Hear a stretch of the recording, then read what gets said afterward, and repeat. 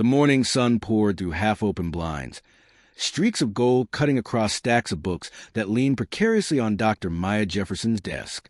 Her home office was less a study and more a sanctuary. Walls lined with Black history, worn leather-bound volumes stand beside freshly marked-up dissertations from her students. A steaming mug of coffee rested near her laptop, untouched, as she sat at the dining table with her son, Jamal. He was tall for 17, lean and restless, his fingers drumming against the edge of his college prep book. "You keep tapping, baby. You'll drum right to the table," Maya said, her tone teasing warm. She reached over, tapping his knuckles lightly, and Jamal grinned sheepishly. "Sorry, Ma. Just thinking. Got that essay due, and Coach wants me at practice after school.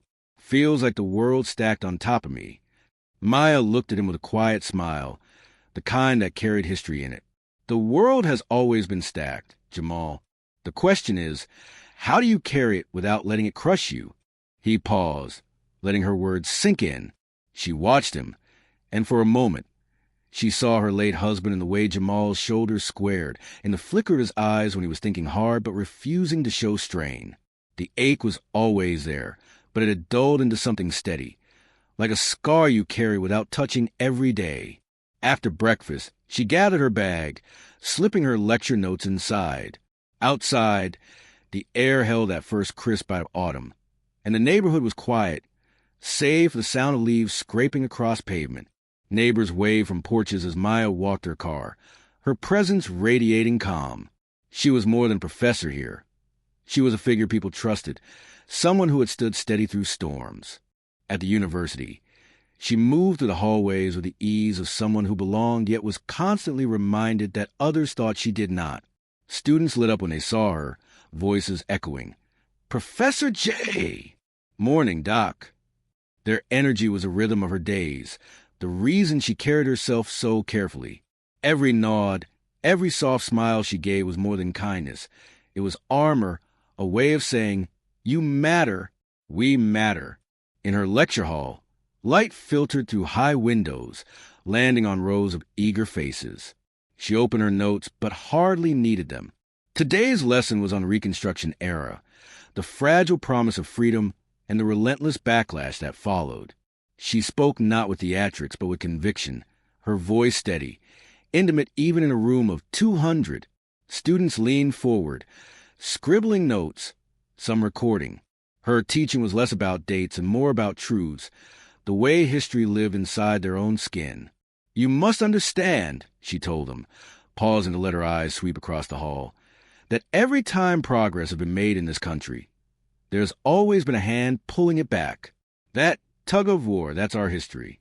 And each of you sits here because someone pulled forward harder than the forces pulling back." The room was silent, charged, until a young woman raised her hand, asking how they could know when to pull harder. Maya's lips curved into something soft, almost motherly. "You'll know, because the day you stop pulling is the day you stop being free." The lecture ended with a ripple of applause, not the perfunctory kind, but genuine. Students clustered around her, eager to ask questions, some just to say thank you. She gathered her bag slowly, savoring the small moment of joy that teaching gave her. In these hours, she was not fighting for her place. She was simply herself. Outside, the bells of the campus tower rang noon. Maya exhaled, adjusting her coat as Jamal's text buzzed across her phone. "Don't forget I got practice. Pick me up?" She smiled, thumb tapping back. Wouldn't miss it.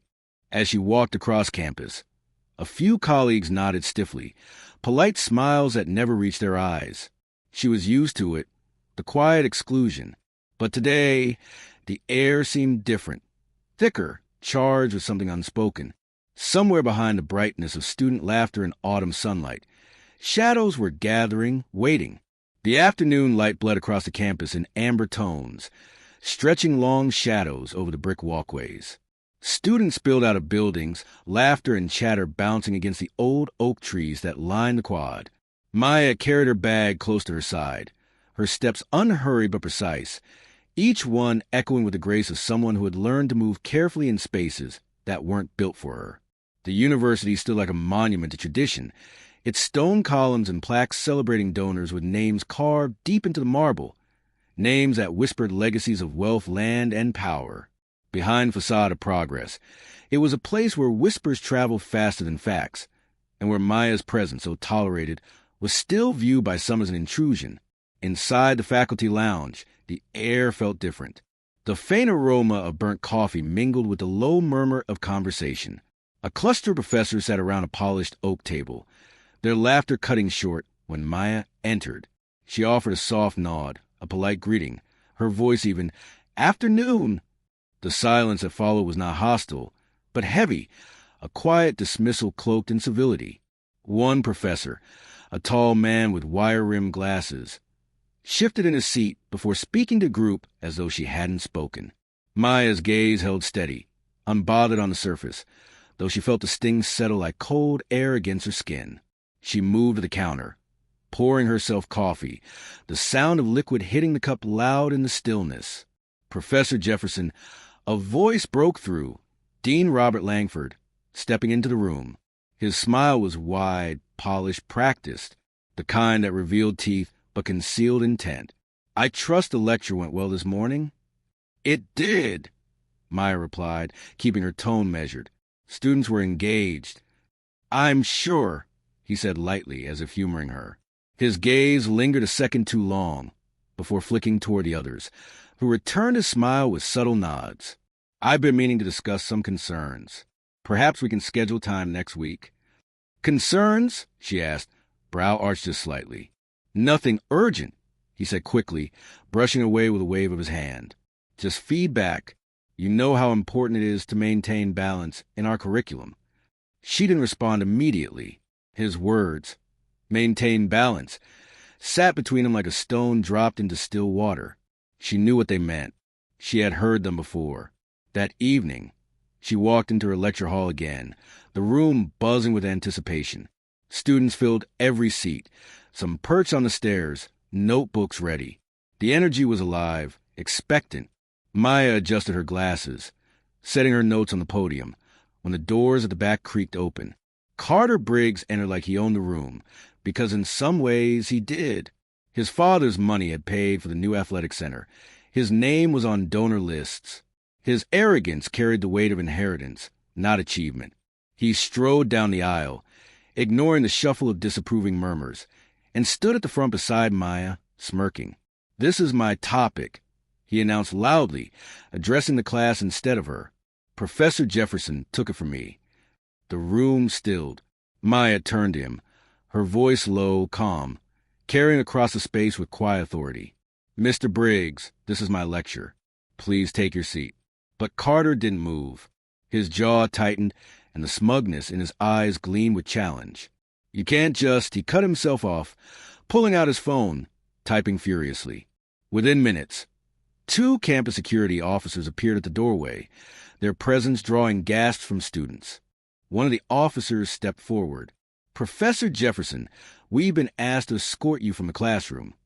The word struck the air like a thunderclap. Maya felt every pair of eyes turn to her. The students' confusion, disbelief, outrage mixing in a wave that pressed against her chest. She inhaled slowly, steadying herself. "Escort me?" she asked, her voice unwavering. "Yes, ma'am. Administration's orders."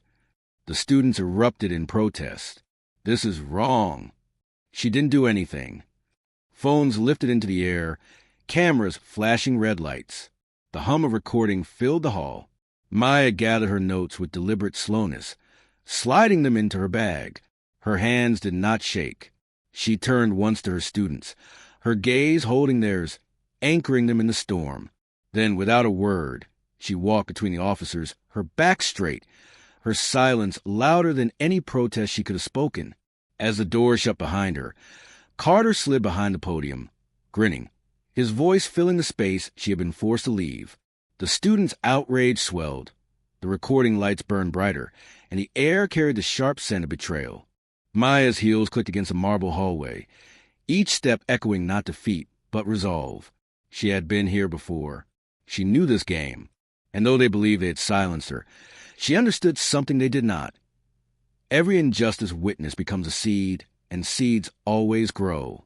The night air clung to the campus like a weight, the lamplight casting long shadows across empty benches and silent pathways. Maya sat in her car with the engine off, hands resting on the steering wheel. The echoes of the lecture hall still press against her chest, the students' voices rising in defense, the officer's firm grip on her arm, Carter's smirk widening as he slid into her place.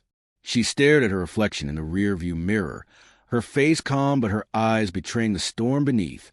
When Jamal climbed into the passenger seat, sweat dripping from basketball practice, he noticed instantly. "What happened, Ma?" Maya hesitated, her throat tight. "They asked me to leave my own class." He blinked, confused, then angry. "What? Why? You didn't do anything." She reached over, placing her hand gently on his arm. "Baby, I need you to breathe. We can't meet their fire with fire." But Jamal wasn't wrong to be furious. By the next morning, the videos were everywhere. Clips of Maya being escorted out by security filled students' Instagram stories, TikTok reels, even Twitter threads that spiraled into hashtags. Hashtag let her teach. Hashtag justice for Jefferson. Her composure became its own kind of statement. The sight of a black professor walking out with dignity while being silent spoke louder than any shouting match could. Inside the administration building, however, the story was already being twisted. Dean Langford appeared on local television, his voice measured and careful, explaining it was a miscommunication between faculty and students, assuring viewers that Professor Jefferson remains a valued member of our institution. The lie slid easily from his lips, rehearsed like theater. At the grocery store later that week, Maya felt the stares. Some neighbors offered quiet nods of solidarity, their eyes full of sympathy. Others looked at her with suspicion, as though she had brought this on herself. She carried her groceries with her head high, ignoring the whispers that floated behind her. That evening, a knock sounded at her door. She opened it to find two of her students, eyes blazing with determination. One held up his phone. "Professor Jefferson, they're trying to cover this up, but we've got all the footage. We're organizing. We won't let them bury this." She invited them in, listening carefully as they laid out their plans, sit-ins, petitions, media outreach. Their voices trembled with both fear and conviction, the way young people sound when they realize they've stepped into something bigger than themselves. Maya felt pride and sorrow twist inside her. She wanted to protect them, to shield them from brutality of systems she had fought against for years. But she also knew this was their fight now, as much as it was hers. The following day, the injustice deepened. An email circulated from the provost's office, carefully worded but unmistakable in its intent. Professor Jefferson was being placed on administrative leave pending review of classroom conduct. The words seared across her computer screen. They hadn't just removed her from the classroom. They were stripping her of her livelihood, her purpose, her name. Jamal found her at the kitchen table, staring at the email, her laptop screen glowing pale blue in the dim light, his fists clenched. "They can't do this to you. You have to fight back." She turned to him slowly, her voice low, even, "And I will, but not their way." That night, she sat alone in her study, the hum of the refrigerator the only sound in the house. She pulled out a box from the closet, one she hadn't opened in years. Inside were files, documents, old case notes from her time as a civil rights attorney, photographs of protests, newspaper clippings of lawsuits won, letters from communities she had helped defend. The past lay spread before her like a map, reminding her of who she had been and who she still was. Her fingers brushed over a headline.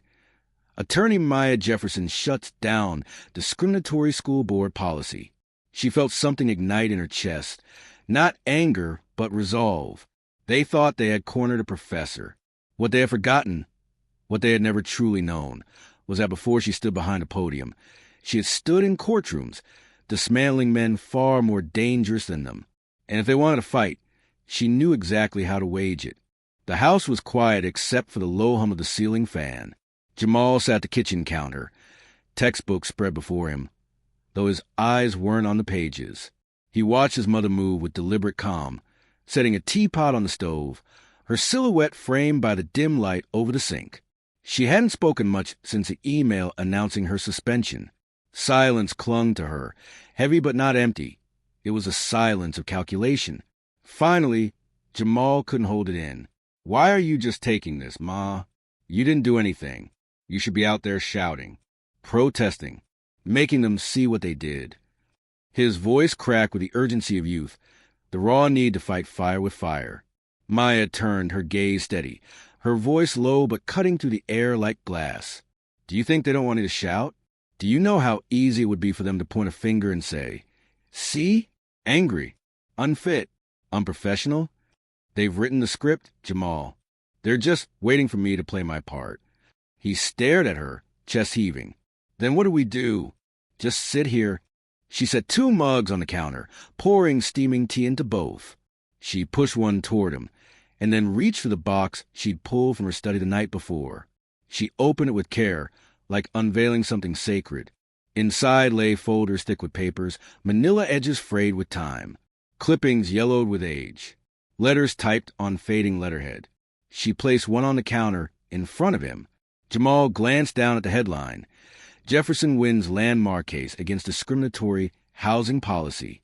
His brows furrowed. "Wait, you did this?" She smiled faintly, the corners of her lips tugging upward but never reaching her eyes.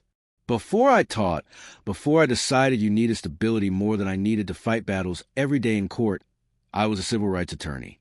This," she tapped the folder, "was my life."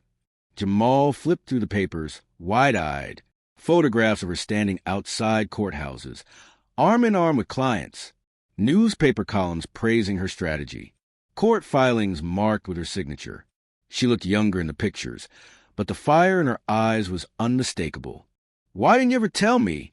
he asked, almost breathless. "Because I wanted you to know me as your mother first," she said softly, "not just as someone who was always in a fight. After your father died, I couldn't keep standing in those courtrooms. I couldn't carry the weight of strangers' battles and raise you too. So I chose teaching. I chose to build instead of tear down." Jamal leaned back, his mind racing. "But you could fight them now. You know how." Her eyes lingered on him, sharp and clear. "Yes, and that's what they don't understand. They think they embarrass a professor. They don't realize they've awakened someone who's dismantled institutions much larger than this." For a moment, silence hung again, but it was different now. Not heavy, charged. Jamal's chest swelled with something like pride, like awe. His mother, the woman who made him tea when he was sick, who tucked away her grief so he could sleep without fear, was also a strategist who had once stood against a machinery of injustice and won. The next day, she returned to campus, not to teach, but to watch. Students had organized a sit-in outside the president's office, their signs painted with bold strokes. "Let her teach in justice for Jefferson." Maya stood at the edge of the crowd, blending into the background, her eyes scanning the scene. Phones recorded. Chants rang through the courtyard. Security hovered nearby, uneasy. A colleague approached her, lowering his voice. "Maya, this is risky. You'll jeopardize your case if you're seen as inciting this." She looked at him calmly. "I'm not inciting anything. I'm witnessing. And sometimes witnessing is enough." But beneath her quiet exterior, her mind was already moving. She knew the system's pressure points. She knew where the cracks were hidden, where the skeletons were buried. And she knew how to bring light to places men like Langford and the trustees would rather keep in shadow. As she left campus that afternoon, Jamal walked beside her, his stride matching hers. He glanced at her and whispered, almost reverently, "They don't know who they're messing with." Maya didn't answer. She didn't need to. The air around her carried the weight of a storm gathering, silent but unstoppable. By the end of the week, the video of Maya being escorted out of her own classroom had spread far beyond the red brick campus walls. What began as shaky footage on a student's phone had turned into a rallying cry. On Twitter, the clip was viewed millions of times. The hashtag let her teach climbing into trending columns. On TikTok, students layered her image with captions quoting her lectures about Reconstruction, about backlash, about the hand that always tried to pull progress backward. In the dining halls, In dorm rooms, on city buses, her name became a conversation. Some spoke of her dignity, how she gathered her belongings slowly, how her silence seemed louder than shouting. Others fumed at the sight of Carter Briggs smirking behind the podium, a picture of entitlement taking her place. The narrative split, but momentum was on her side. Local news anchors picked up the story, though their coverage was cautious. One evening, Maya sat on her couch with Jamal, the TV flickering across their faces. A reporter's voice droned. University officials have placed Professor Maya Jefferson on administrative leave, pending review. A video of the incident has sparked heated debate online. Heated debate, Jamal muttered, disgust curling his lips. They make it sound like you're some controversial figure. You can do anything. Maya placed a hand on his knee, steady, grounding him. They'll always try to reframe the story. That's why we control what we can. Truth comes slow, but it comes. That truth began leaking in ways the administration hadn't anticipated. A student journalist from the campus paper reached out, asking for an interview. Maya declined at first, but when the young woman, eyes wide with conviction, promised to tell it right, Maya agreed. The article hit the front page within days. Patterns of Silence: How Black Faculty Face Systemic Bias at Southern State University. It wasn't just about her. It was about years of pay disparities, underfunded departments, and complaints buried in manila folders never meant to see the light of day. Former students wrote letters. Professors of color gave anonymous testimonies, and slowly, the picture sharpened. This was not one incident, but a pattern. National outlets swooped in. CNN aired the footage alongside commentary about systemic racism in academia. MSNBC invited civil rights leaders to speak about the echoes of Jim Crow in modern classrooms. Maya's phone buzzed constantly with requests. Her email flooded with both support and vitriol. She ignored the venom, choosing instead to read the messages from strangers who said she had given them hope. On campus, the protests grew louder. Students carried signs across the quad, their chants echoing against the stone buildings. Let her teach. Let her teach. Security presence doubled. At night, candles lit the steps of the administration building. Students sitting cross-legged, singing softly, their voices weaving into the dark. But with the spotlight came danger. One evening, as Maya and Jamal returned from the grocery store, they found a flyer taped to their front door. Keep politics out of our schools. Resign now. The paper flapped in the night wind, a crude red slash painted across her name. Jamal ripped it down, fury burning in his eyes. Ma, this is getting ugly. What if they... She touched his shoulder firmly, cutting him off. We don't live in fear, Jamal. That's what they want. We live in truth. Later that night, she sat at her desk, phone buzzing again with a notification. It was a video, one she hadn't seen before. A student had captured the moment just after she was escorted out. Carter bragging at the podium, laughing, calling her overly emotional and mocking her lecture. The sound was clear, undeniable. Maya closed her eyes, exhaling slowly. This was it. The mask pulled back.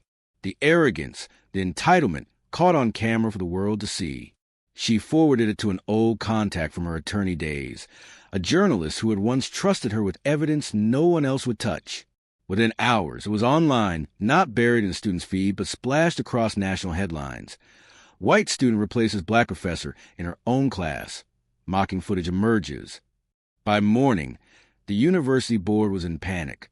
Donations were threatened. Alumni voiced outrage. Politicians weighed in. And through it all, Maya moved quietly, deliberately, her silence once again louder than any speech. The tide had shifted. She could feel it. But tides were unpredictable. They could carry you forward, or they could pull you under. And she knew the real battle had only just begun. The board thought it could ride out the storm, that public anger would flicker and fade like a candle in the wind. But Maya knew better. She had studied institutions long enough to understand how they survive scandal. Delay, distract, deny. They would issue careful statements, convene meaningless task forces, and wait until the cameras turned away.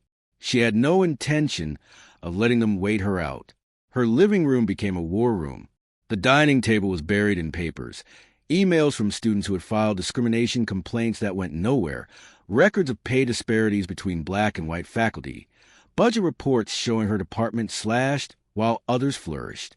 Jamal sat across from her, laptop open, helping to catalog every document.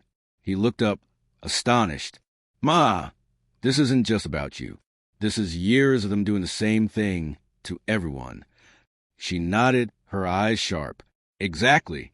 They think they can silence one voice at a time. But when you line it all up, it tells the truth." Late at night, she made phone calls to old colleagues, lawyers she once battled beside, organizers who knew how to mobilize pressure campaigns, journalists with the reach to shine light, where universities like to keep shadows. Each call was measured, strategic. No theatrics, no anger. Just facts, delivered with the precision of someone who had spent her life wielding truth like a scalpel. Within a week, a civil rights law firm announced it was representing her pro bono, citing the systemic racial discrimination embedded in the university's handling of her case. The firm filed a public records request for internal communications, emails, meeting notes, correspondence between trustees. The administration bristled, issuing curt statements about privacy and procedure, but the pressure was building. Meanwhile, Maya returned to campus, not to teach, but to watch the students who now carried her name on their banners. She didn't lead the marches. She didn't need to. Her presence at the edges was enough, her calm gaze steadying the crowd. Reporters followed her, microphones thrust forward, but she spoke little, offering only carefully chosen words. "This isn't about one lecture," she told a CNN correspondent, her voice firm, her eyes unwavering. "It's about an institution deciding who is allowed to speak and who is silenced. That choice reveals everything." Behind closed doors, the board convened emergency meetings. Minutes from those sessions leaked, snippets of language dripping with disdain. "She's turning this into a spectacle. We can't afford to look weak. If donors pull, it's on her head." Maya read the transcript slowly, each word adding fuel to her resolve. At night, exhaustion pressed against her shoulders, but she refused to yield. Jamal often found her asleep at the table. Paper still spread around her, pen clutched loosely in her hand. He would cover her with a blanket, whispering quietly into the stillness, "You got this, Ma." The turning point came when a whistleblower inside the administration sent her a confidential file, a chain of emails between Dean Langford and Trustee Eleanor Whitman. In it, Langford explicitly suggested removing Jefferson from public-facing duties to prevent her curriculum from overemphasizing racial conflict. The language was damning, unambiguous. Maya stared at the screen, her breath slow, deliberate. It was a smoking gun. She sent the file to her attorneys. By morning, it was evidence in the lawsuit, and by evening, it was splashed across national headlines. The board scrambled to contain the fallout, releasing a panicked statement about taken out of context and reviewing procedures. But the narrative was no longer theirs to control. For the first time since being escorted out of her lecture hall, Maya allowed herself to exhale deeply. Not victory, never that, not yet, but momentum. The scales were beginning to tip. She leaned back in her chair, the room dim around her, Jamal asleep on the couch nearby. Her gaze lingered on the stacks of files, the maps of strategy etched across the table. She whispered, almost to herself, "You thought you buried me in silence. You forgot silence can echo." The echo was growing louder, and it was heading straight for the boardroom doors. The boardroom had never been this crowded. The long mahogany table gleamed beneath the overhead lights, its polish reflecting the faces of trustees who sat stiffly in their high-backed chairs. Outside the glass walls, cameras pressed like an unblinking eye. Local news, national outlets, students live streaming on their phones. What was once a private chamber of power had been forced open to public view, and the men and women who usually conducted business in hushed tones now shifted uncomfortably in their suits. Dean Robert Langford adjusted his tie, the practiced smile he wore beginning to strain at the edges. Beside him, Trustee Eleanor Whitman leaned toward another board member, whispering with lips pinched tight. The air hummed with unease. The door opened, and silence fell. Maya entered slowly, her black coat draped over her shoulders, Jamal at her side. He carried a thick folder, its edges sharp against his chest. Students who had been chanting in the hallway parted to let her through, their voices falling into reverent hush. She moved like the eye of a storm, steady, deliberate, carrying the weight of dignity that no removal order could strip away. Reporters' cameras clicked furiously. Trustees tried not to flinch under flashes. Maya reached the head of the table, set her bag down, and rested her palms against the polished wood. She did not sit. She did not bow. She simply stood, forcing every gaze in the room to meet hers. "Professor Jefferson," Langford began, his voice thin, "this is an internal matter. I'm not sure why." Her hand lifted slightly, silencing him with a gesture so small yet commanding that even he faltered. "This is no longer internal," she said, her voice low, resonant. "When you forced me out of my own classroom, you tried to make me invisible. But the world was watching. And now the world is here."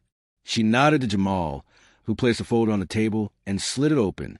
Inside were copies of emails, budget reports, testimonies. She began to speak, each word deliberate, each pause surgical. For years, faculty of color have been paid less than their counterparts. For years, complaints of harassment have been dismissed without review. For years, your board has funneled resources into athletics and donor-backed projects while stripping departments that serve marginalized students. She pulled out a printed copy of the leaked email, the smoking gun. She laid it flat before Langford. The words stared back at him, undeniable. Remove Jefferson from public-facing duties. Prevent her curriculum from overemphasizing racial conflict. Gasps rippled to the crowd behind the cameras. Reporters scribbled furiously. Langford's mouth opened, closed, then opened again, but no defense would come. Maya leaned forward, her eyes locked on his. "This is not just about me. This is about every student silenced when they speak the truth. Every colleague whose work was erased. Every community you failed. You have treated education as property, something you own, something to gatekeep. But education is not yours to hoard. It belongs to the people." Outside, students pounded the glass walls of their fists in rhythm, chanting her name. "Jeff Fairson! Jeff Fairson!" The sound reverberated through the boardroom, drowning out the trustees' whispered panic. One trustee finally snapped, his voice sharp, "You're destroying the reputation of this institution." Maya turned toward him, her expression calm, unflinching. "No, I am saving it from you." The governor's liaison, seated quietly at the far end, finally spoke.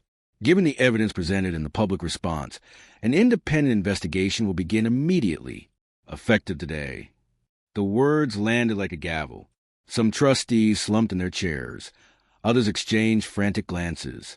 Langford's polished smile was gone entirely now, his jaw clenched, sweat visible at his temple. Maya straightened, gathering the remaining documents with measured grace. She did not gloat. She did not raise her voice. She simply said, "You try to silence me, but silence is not compliance. Silence is resistance. And now silence is over." She turned and walked out, Jamal beside her, the crowd erupting in cheers as she stepped into the flashing storm of cameras. Students surged forward, chanting louder, their voices shaking the glass walls, spilling into the streets. In the boardroom, the trustees sat in the ruins of their own authority, their empire of quiet prejudice finally dragged into the light. And for the first time in decades, they were not the ones writing the story. The campus felt different in the days that followed, as if the very air had shifted. Where once students hurried across the quads with their eyes down, careful not to draw attention, they now lingered in clusters, their voices louder, their laughter freer. Murals appeared overnight on the brick walls, painted fists, open books, and Maya's face rendered in bold strokes. The university that had tried to erase her name now found itself plastered with it, impossible to ignore. Maya walked through the courtyard one late afternoon, the autumn light slanting gold across the pathways. Jamal walked with her, his backpack heavy with case files and class notes.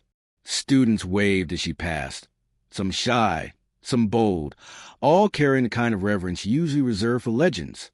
She returned each greeting with a smile, not grand but warm, like a neighbor saying hello. Her classroom door stood open again. Inside, desks were filled, students waiting. The chalkboard bore a single word, scrawled in careful handwriting: "Welcome back." For a moment, Maya stood in the doorway, letting the sight wash over her. The memory of being marched out by security still burned in her bones. But here it was reclaimed, renewed. She took her place at the podium, but instead of beginning her lecture, she simply looked at them.